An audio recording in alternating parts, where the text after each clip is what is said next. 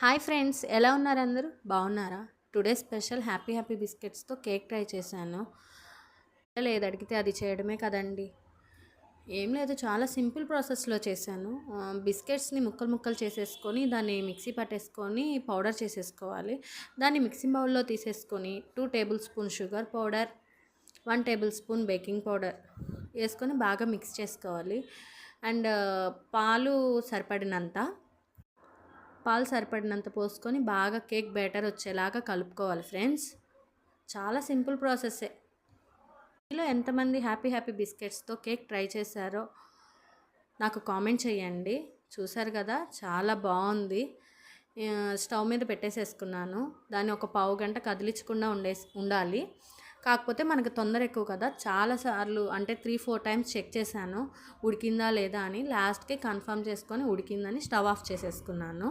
చూసారు కదా, happy happy బిస్కెట్స్తో ఎంత బాగా వచ్చిందో కేక్. కాకపోతే లాస్ట్కి మాడిపోయింది ఫ్రెండ్స్.